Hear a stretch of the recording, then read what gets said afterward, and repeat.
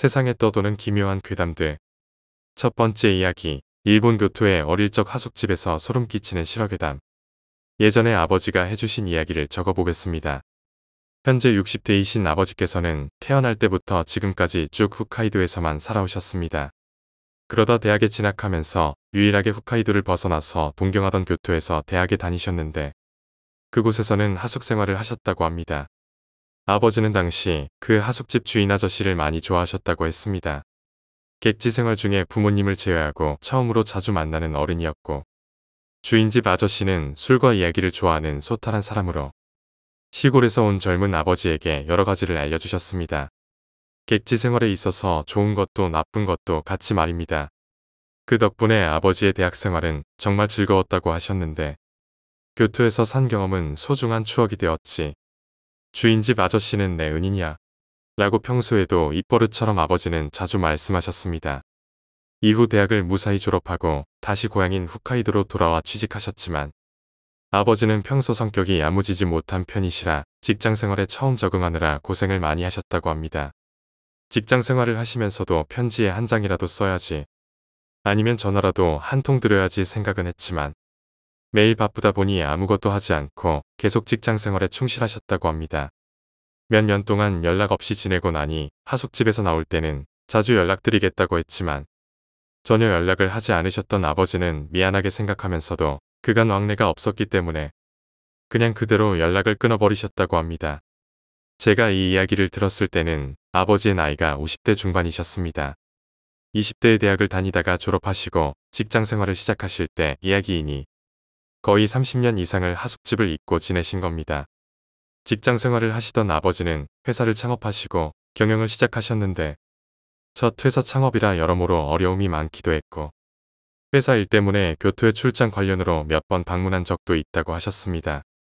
그럴 때마다 하숙집 생각이 났지만 너무 시간이 많이 지난 상태라 이제 와서 뭘 해야 할지도 몰랐기 때문에 그냥 방문하지 않으셨다고 하셨습니다. 그렇게 또 출장 때문에 교토에 머물던 어느 날 거래처 사정으로 오후 예정이 비어버리는 일이 생겼고 그때 아버지는 지금이라도 하숙집에 가볼까? 라는 생각이 계속해서 강하게 나셨다고 합니다. 하지만 이미 마지막으로 방문한 지 30년 이상 지난 상태였기 때문에 전화번호는 물론이고 정확한 주소도 거의 생각이 나지 않으셨다고 합니다. 그래도 지금 마음먹은 김에 마을 공기라도 마시러 가자라는 심정으로 일단 가보았습니다.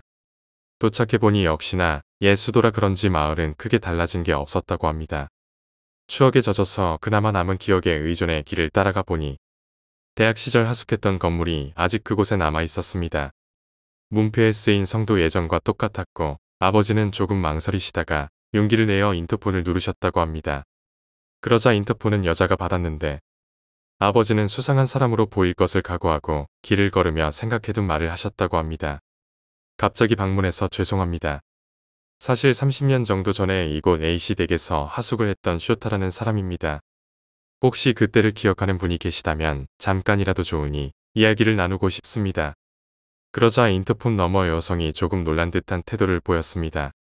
그리고 문이 열렸는데 문을 열고 나온 여성은 하숙집 주인 아주머니 본인이셨습니다. 많이 나이가 드시긴 했지만 반가워하는 얼굴이셨고 마지막으로 본 지 엄청 오래됐는데 여기까지 용케도 찾아왔네라며 감격한 얼굴이셨다고 합니다. 아주머니는 여전히 아버지를 기억하고 계셨습니다.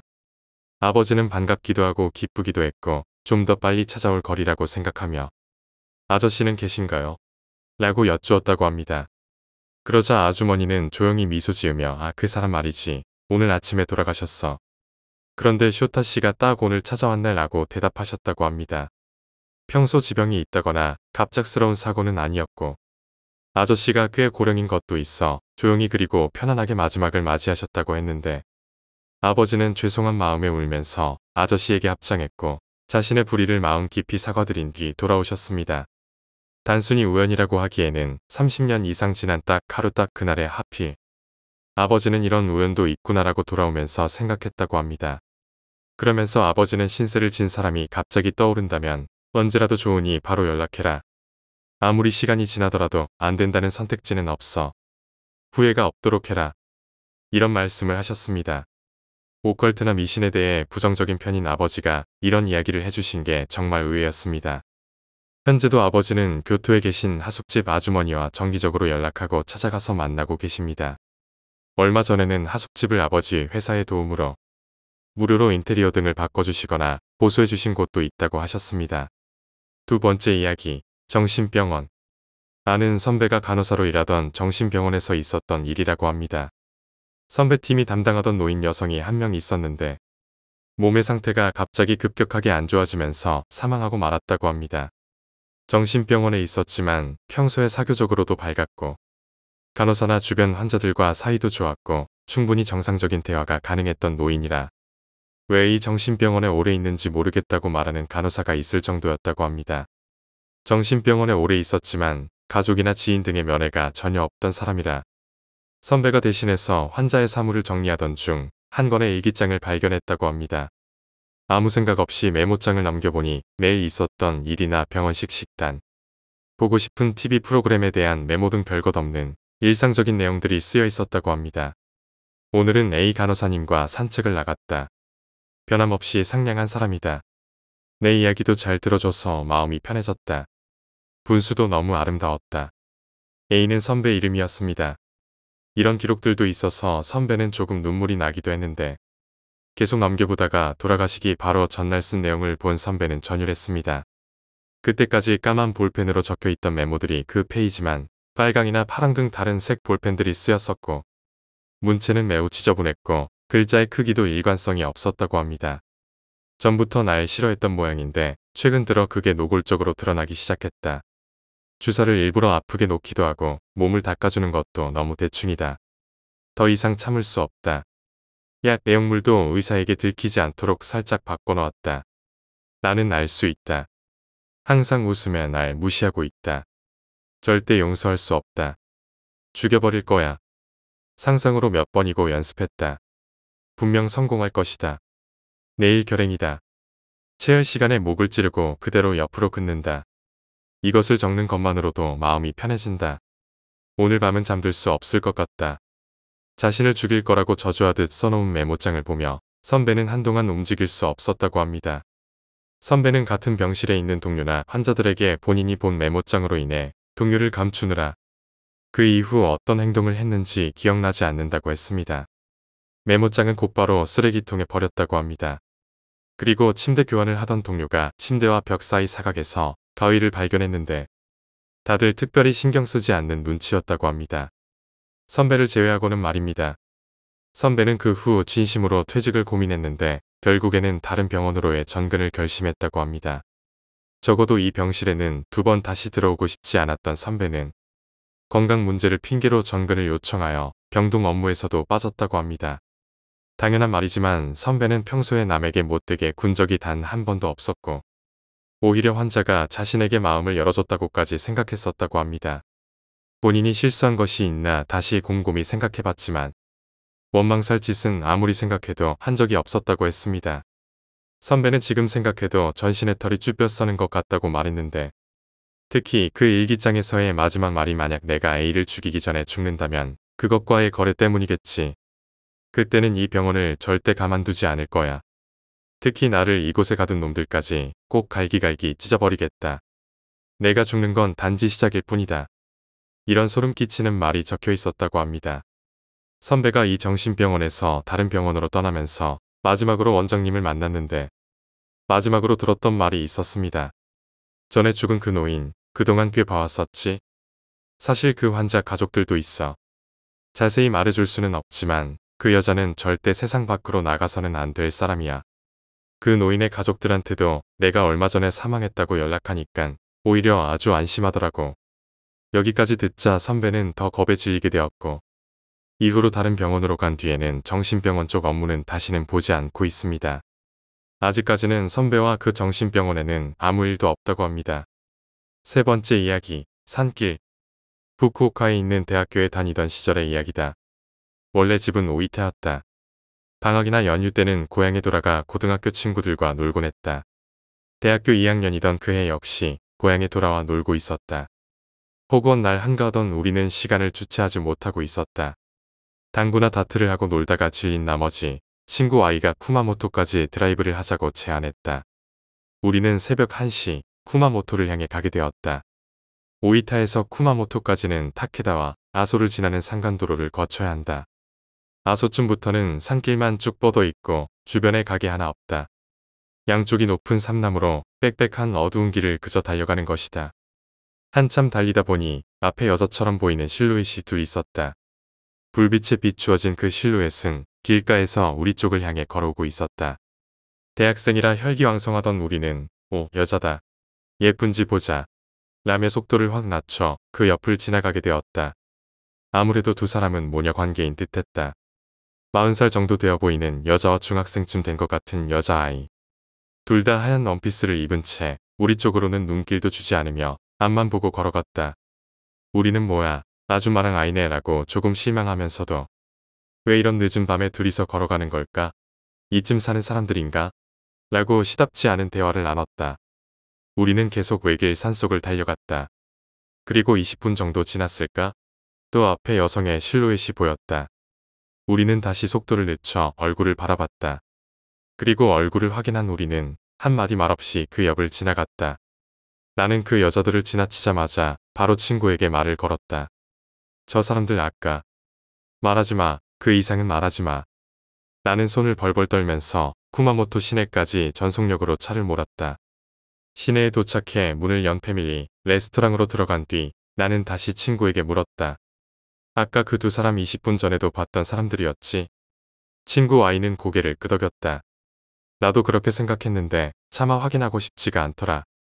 어쩌면 정말 닮은 사람들이 이번 지나갔던 것일지도 모른다. 다만 그 하얀 원피스 차림으로 앞만 보며 말없이 걷는 모습을 다시 봤을 때는 온몸에 소름이 끼쳐 말도 못할 정도였다. 네 번째 이야기, 체육대회. 직장 상사가 규슈의 작은 섬 출신인데 그 섬에서 있었다는 기분 나쁜 이야기다.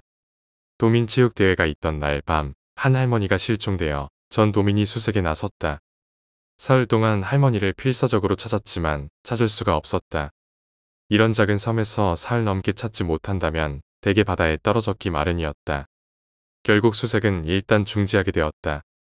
그런데 실종 일주일 만에 할머니가 발견됐다. 믿을 수 없는 이야기지만 길을 달리고 있다 문득 정신을 차려보니 밭에 할머니가 가만히 앉아 있더란다. 발견한 사람이 할머니 하고 부르자 응 하고 대답도 하고 정신도 말짱해 보였단다. 일단 주변 사람들을 불러 모아 병원에 할머니를 데려갔다고 한다. 병원 가는 차 안에서 왜 그런데 앉아 계셨어요? 어디 가셨던 거예요? 하고 묻자 할머니가 이런 이야기를 했다고 한다. 운동회가 끝나고 집에 돌아왔는데 본 적 없는 여자아이가 있었다고 한다. 여자아이가 할머니에게 맛있는 걸 대접할 테니까 따라와 라고 하기에 얌전히 따라갔다고. 이게 대접이야 라며 접시를 내었는데 자세히 보니 지렁이가 스파게티처럼 담겨 있었단다. 그리고는 발견될 때까지 마땅한 기억이 없고 정신 차리니 그 밭에 앉아 있더란다. 병원에 도착해서 검사하는 도중 할머니가 기분 나쁘다며 토를 했다. 의사가 구토물을 살펴보니 대량의 지렁이가 얽혀 나와 있었다고 한다. 다섯 번째 이야기, 외지인. 지금 제가 다니는 회사의 차장님이 워크숍에서 얘기해 주신 것으로 지금으로부터 15년 정도 전에 겪으신 일이라고 하십니다. 당시 신입으로 입사하셨던 차장님은 지방의 한 신설 사무소에 배치받은 상태였는데 근처 공장에 부속되었던 사무소는 시가지에서 멀리 떨어진 산속에 혼자 덩그러니 서 있는 곳이라 날이 저물면 차도 다니지 않을 정도로 매우 조용한 곳이었다고 합니다. 일 자체는 매우 편한 편이었다고 합니다. 사무소의 위치 자체는 앞을 지나는 도로를 따라 오른쪽으로 한참 가다 보면 근처의 마트를 갈 수 있었으며 왼쪽으로 한참 가면 옆편의 마을로 갈 수 있었는데 걸어서 마을 중심부까지 가기에는 상당한 시간이 걸리는 위치였습니다. 본래는 한가한 사무소였지만 갑자기 많은 업무가 생겨서 홀로 야근을 마친 차장님은 피로에 절어 사무소를 뒤로하고 퇴근하셨다고 합니다. 자취를 하던 아파트를 향해 운전을 하던 중 자기도 모르게 길을 잃으셨다고 합니다.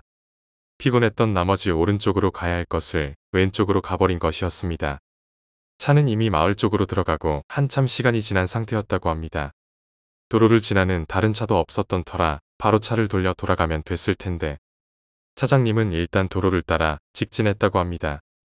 가던 길로 쭉 달리면 원래 가려던 길로 돌아갈 수 있는 길이 나올 거라고 생각했는데 도로 정리가 제대로 되지 않은 시골길은 예상과는 훨씬 달랐다고 합니다. 한참을 달려 간신히 발견한 길로 들어가기를 몇 번이나 반복했는데 나중에는 어디를 어떻게 갔는지조차 확실치 않은 상황에 주변은 완전히 어둠에 잠겼고 길은 점점 좁아졌습니다. 시간도 너무 늦었고 다시 왔던 길을 돌아가는 것도 이제는 불가능하다고 생각하셨다고 합니다. 하지만 아스팔트와 흙길이 드문드문 나타나는 길에 차의 바퀴 자국이 나 있는 것을 보고 아마 이 길은 근처 지역 주민들만 쓰는 길인가 보네라고 생각한 차장님은 길을 따라가면 마을이 나올 것이라며 계속해서 앞으로 나아가셨다고 합니다. 그렇게 좀 더 나아가자 예상대로 겨우 작은 마을에 도착할 수 있었는데 군데군데 불 켜진 집도 보였다고 합니다. 방향 감각이 잘못된 게 아니라면 마을 중심부는 아닌 것 같았지만 돌아가는 길만 알 수 있다면 그것으로 충분했다고 생각하고 집 근처로 향했습니다. 차장님은 불이 켜진 집 앞에 차를 세우고 라이트를 끈 뒤 일단 담배를 필 생각으로 차에서 내린 차장님은 깜짝 놀라 그 자리에 멈추었다고 합니다. 차장님의 시선이 향한 그쪽에는 적어도 10명 이상 되는 마을 사람들이 어둠 속에 서 있었기 때문이었습니다. 마을 사람들은 모두 노인뿐이었고 다들 일제히 이쪽을 매서운 눈으로 노려보는 것을 보아 환영받지 못하는 입장인 게 확실했습니다. 그러다 노인 한 명이 소리치기 시작했는데 다른 마을 노인들도 이어서 소리치기 시작했다고 합니다. 그 지역 사투리로 말을 해서 제대로 알아듣지 못한 부분이 있긴 했지만 계속 저런 말들을 하고 있었습니다. 차장님은 오해를 풀기 위해 해명을 했지만 통하지 않았고 그저 계속 뒤로 뒷걸음질 쳤는데 등 뒤에서 느껴지는 인기척의 뒤를 돌아보니 거기에도 또한 10명 정도 되는 마을 사람이 서 있었다고 합니다. 그들 또한 험악한 얼굴로 뭔가를 외치고 있었지만 상사가 놀란 건 그것 때문이 아니었습니다. 차장님 얼굴 바로 근처까지 다가온 왜소한 노파가 염주를 든 채 아기에 가득 찬 얼굴로 노려보며 입으로 뭔가를 외고 있었기 때문입니다. 예사롭지 않은 공기에 압도된 차장님은 차로 돌아가 엑셀을 밟아서 마을로부터 나가기 시작했고 마을 사람들은 쫓아내려 할 뿐 쫓아올 것처럼 보이지는 않았다고 합니다. 한참 동안 귀에 노파 목소리로 추정되는 목소리가 들렸다고 하셨습니다. 나중에 알게 된 사실에 의하면 노파가 차장님을 향해 계속 외우던 그 소리는 아마도 자신을 향한 연불 소리와 더불어 뭔가를 반복해서 말하는 소리였다고 합니다. 결국 마을을 빠져나와 정신없이 달리다 보니 마을 밖으로 나올 수 있었고 그 길로 이웃 현에 도착했고 국도를 크게 돌아 집에 돌아갔을 땐 이미 아침이었다고 합니다. 그때 당시 차장님은 눈에 보일 정도로 몸이 나빠졌다고 합니다. 일이 불가능할 정도는 아니었으나 몸이 무거워지고 식욕을 잃어갔고 억지로 식사를 해봐도 사흘 만에 체중이 5kg나 줄었다고 합니다. 일주일 정도 지났을 시점에는 안색도 크게 바뀌어서 동료들도 진심으로 걱정하기 시작했고 종합병원을 찾아가 정밀검사를 받았지만 몸 어디에도 이상은 없었다고 합니다. 그 마을에서 겪은 일로 큰 충격을 받았을 뿐이라고 생각한 차장님은 의지가 없는 자신을 좀 더 분발하자고 몰아붙여봤지만 전혀 회복되지 않았다고 합니다. 건강이 좋지 않아서 잠시 휴가를 내고 쉬던 어느 날 면사무소 쪽에 있던 기업 인사 담당자와 잠시 만날 일이 생겼는데 그 인사 담당자는 차장님과 비슷한 또래여서 평소부터 사이가 좋았다고 합니다. 예전에 함께 술을 마신 적이 있었는데 나는 원래 영감이 있다라는 말을 들은 적이 있었지만 그런 이야기를 잘 믿지 않는 차장님은 그 이야기를 장난스레 받아쳤었다고 합니다. 용건을 거의 마쳤을 즈음 그가 입을 열었는데 차장님에게 어차피 믿지는 않겠지만 내 건강에 관한 일이니 진지하게 들어줬으면 해 라고 말을 시작했고 그의 말에 따르면 당시 차장님의 건강은 단순한 병이 아니라 저주의 시였기 때문이며 불제를 받을 것을 추천한다고 해서 본인이 잘 아는 저를 소개해준다는 것이었습니다. 처음에 차장님은 그의 말을 완전히 믿지는 않았지만 지푸라기라도 잡는 심정으로 그가 소개해준 저를 향했고 절의 주지스님은 태연하게 차장님을 맞아주었고 정성스레 불제를 해주었다고 합니다. 불제를 마치고 하루는 절에서 머물러야 된다고 해서 그곳에서 잤다고 합니다. 그리고 다음 날 거짓말처럼 컨디션이 좋아진 차장님은 여전히 저주에 대해 반신반의한 채로 그 마을에서 겪은 일을 주지스님에게 이야기하셨습니다. 주지스님은 차장님의 얘기를 쭉 들은 뒤에 그 마을이 자기네 토착 풍습을 완고하게 지키는 곳임을 알려주었다고 합니다. 그 풍습이라는 것은 아주 먼 옛날 숙소를 내준 외지인에게 아이를 유괴당한 일이 있었는데 이 일을 계기로 생긴 마을만의 자기 방위책으로 어떤 일이 있어도 외지인은 결코 받지 않는다라고 합니다. 그 풍습은 나날이 발전하여 쫓아낸 외지인이 다시는 마을에 오지 못하도록 마을의 무녀로 하여금 어떤 신에게 기도해 외지인을 저주하여 죽이기에 이르렀다고 합니다. 다만 이 경우 신에게 대가를 지불해야 한다고 하는데 그게 무엇인지는 주지스님도 모른다고 하셨는데 저주를 행한 사람도 마지막은 결코 좋지 않을 것이라고 말했다고 합니다. 차장님은 그날 밤 본 노파와 그 목소리가 떠올랐지만 그래도 저주 같은 걸 믿고 싶지는 않았다고 합니다. 하지만 그 마을에서 본 것은 남자고 여자고 전부 노인이었던 것 같은데 왜 젊은 사람이 나타나지 않은 것일까? 애당초 아무리 시골이라고는 해도 요즘 같은 시대에 그런 풍습에 사로잡힌 채 살아간다는 사실은 도무지 믿기 어렵다고 생각한 차장님은 주지 스님에게 물었다고 합니다. 주지는 그 말을 듣고 차장님이 아직 모든 것을 이해하지 못했음을 알고 살짝 미소 지으며 대답해 주었다고 합니다. 그 마을은 일본 전국에서도 꽤 빠르게 고령화를 맞은 곳이며 남은 노인들은 주위와의 교류를 완강히 거절하며 잊지도 않은 갓나 나이를 지킨다는 명분으로 외지인을 쫓아내고 있다는 것이었습니다. 그러던 끝에 마을은 서류상으로는 폐촌이 된 지 30년 이상이 지났다는 얘기였고 마을의 남은 노인들은 외부와 교류를 끊은 채 그들끼리 살아가고 있다고 했습니다. 차장님은 이야기를 듣고 전신에 일어나 노헌을 지금도 잊지 못한다고 말하셨습니다. 그날 이후 차장님은 눈에 보이지 않는 세계의 존재를 어느 정도 믿게 되셨다고 합니다. 그래서 지금도 매주 주말마다 근처 절을 방문하신다고 합니다. 후일담으로는 이 일이 있은 후에 면사무소에서 합동상담에 비슷한 행사를 마치고 차장님은 면사무소 담당자의 차를 타고 다시 그 마을을 방문한 적이 있었다고 합니다. 어둡지 않은 낮 시간대에 그 지역에 쭉 살았던 면사무소 담당자는 대단히 싫어하는 눈치였지만 이 지역의 사업 관련해서 투자하기로 했던 투자자들은 이 얘기를 행사에서 듣고 오히려 꽤 기대하는 눈치였다고 합니다. 그날 밤 갔던 길과는 아마도 반대쪽 방향으로 마을에 도착하게 되었는데 낮에 도착해서 보니 마을은 금방이라도 무너질 듯한 폐가뿐이어서 저번과 같은 곳이라고 믿을 수 없을 정도였다고 합니다. 하지만 투자자들과 함께 마을 안쪽까지 걸으며 돌아본 풍경은 그날 밤 봤던 마을임에 틀림없었습니다. 투자자들 역시 폐가를 구경하더니 어느 정도 만족하는 눈치였다고 합니다. 이때 면사무소 담당자는 폐가 건물 안쪽에서 이쪽을 지켜보는 마을 사람 몇 명이 보인다며 끝까지 차에서 홀로 내리려 하지 않았다고 합니다.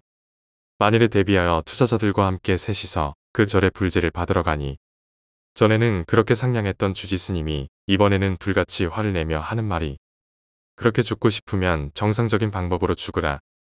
이 말을 마지막으로 했다고 합니다. 6번째 이야기, 외진 산골 마을의 비밀.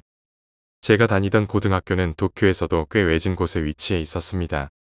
산을 끼고 있는 작은 마을에 있는 학교였는데 학교의 뒷산에는 아무도 들어가지 말라는 경고판이 세워져 있었습니다. 오래된 전설 때문에 그곳에 가는 것을 금기시했지만 저와 제 친구들은 호기심이 많았습니다. 어느 날 우리는 그 금기를 깨고 그 산으로 들어가기로 결심했습니다. 친구들 중에서도 가장 용감한 타케시가 이번 여름방학에 탐험을 떠나자 라고 제안했습니다.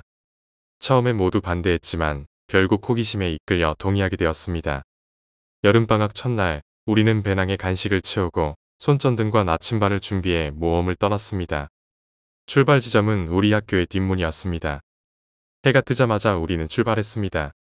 우리가 산으로 들어가자 처음에는 평범한 숲길이 계속되었습니다. 새들이 지저귀고 나비들이 날아다니는 평화로운 풍경이었습니다. 그러나 점점 깊이 들어갈수록 주변은 점점 어두워졌습니다. 나무들이 빽빽하게 들어서 있어 햇빛이 거의 들어오지 않았습니다.